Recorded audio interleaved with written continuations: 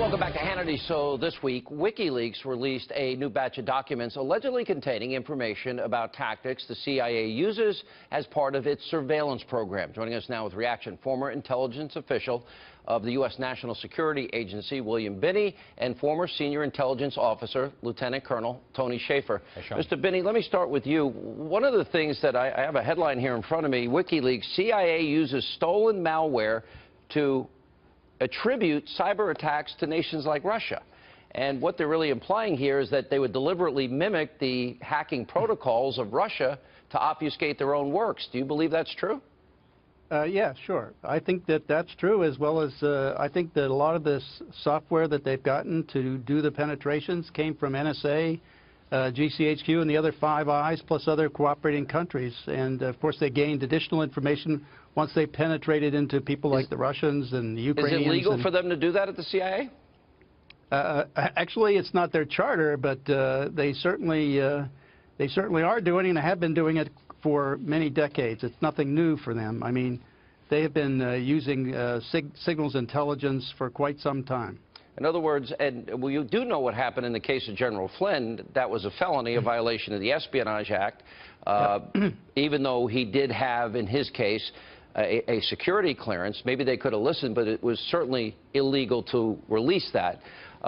Colonel Shaffer, what is your take on all of this? And when the intelligence community, and I'm sure it's just a few people, I have great faith in our intelligence services, and what they do is really dangerous and important. Precisely. But if they're leaking information on Americans and using techniques that could possibly spy through our TVs and not allow full encryption of our phones, that's somewhat troubling to me. Well, part of the deal is all those vulnerabilities, Sean, you just mentioned, the bad guys have too, and this has always been one of my concerns. I've done this sort of thing for a living about the time William was doing it. My concern when I was on the inside is these people, our intelligence agencies, have huge technology and huge power. So that power must be used ethically and focused on the adversary only. What you've seen here, as you pointed out, Sean, it was used against one of our own. Lieutenant General Mike Flynn is a friend of mine. So I first, on a personal level, I think it's horrendous. On a legal level, it needs to be prosecuted. Yeah. So I think we have to understand, it's good that we understand these things. It's good we have people who understand the tools, but how you use those tools ethically, legally, and morally is hugely important. Colonel, if the CIA, in fact, WikiLeaks, now, they have a track record. They've not been wrong in all their years of existence. Right. They've not been proven wrong one time. And I'm looking at these documents. I guess the most frightening thing, if you're in the government, is they release less than 1% of the information they say they have.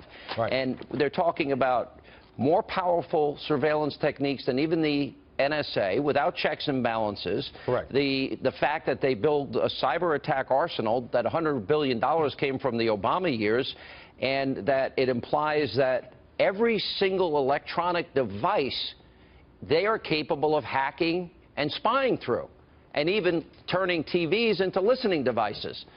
Do you believe that?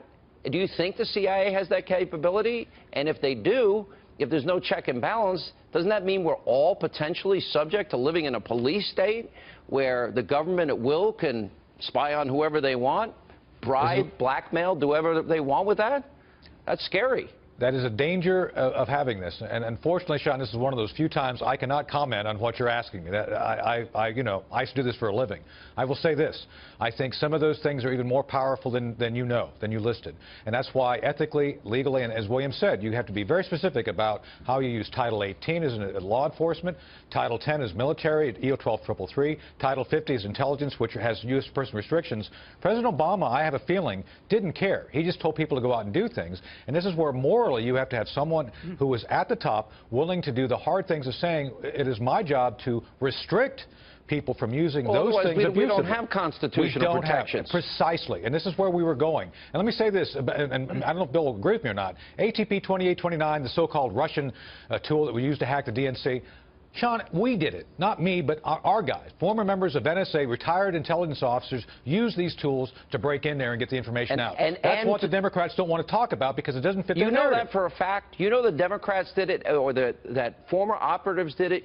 using the malware techniques that they put the Russians' fingerprints on Sean, it and make it appear like the yes. Russians. In other words, you're telling me this whole Russian story that the media has been running with for months and months and months, that it was our people that did it and they just put the fingerprints of the Russians on it? That's right. The whole Do you idea. have proof of that? I don't have proof of it, but I'm telling you this is what I've heard. And what I'm trying to tell you is that if you go back and actually talk to people inside, the evidence is not that the Russians did it. The evidence is a Russian tool was used. What I'm saying is concerned Americans who are fed up with the Clintons doing things, I think were the ones who actually got in there and broke the information out and gave it to Wikileaks. I've mentioned this to other reporters, by the way. They don't seem to be interested in going and checking this out because it doesn't show Talk to John Solomon and Sarah Carter. They want to hear this. Well, last question, Mr. Binney. Yes. You had told me that you say that every phone call, every text, every email of every American is gathered into metadata right now by our government. Every single call, text, email. Is that true? You know that? Well, it's not just the metadata, it's the content also.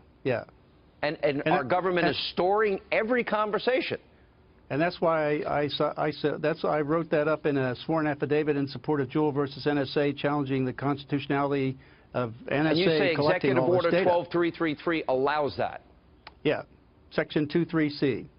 And that is the same one that Obama altered so 16 other agencies could now share in that information That's right. of Signet. That is, wow. If I could point out a greater danger here, Sean, the point is they know about all these weaknesses in firewalls, operating systems, switches, servers, and so on, and how to break into them, and they aren't fixing them. That means that everybody in the world, including all of us here in the U.S., are still sitting there all vulnerable to attacks. Right. And they're doing it as you're saying they're doing it as a matter of course, and that's why you left after 32 years at the NSA. And the point is that they come back to us after an attack and say, well, we need more money for cybersecurity, when in fact they don't fix the problems they already know. All right, and so they're not giving us cybersecurity. You know, so this is worse than any spy novel I could think of. Thank you all for being with us. They're swindling us. Thank you, Sean. All right. Yeah.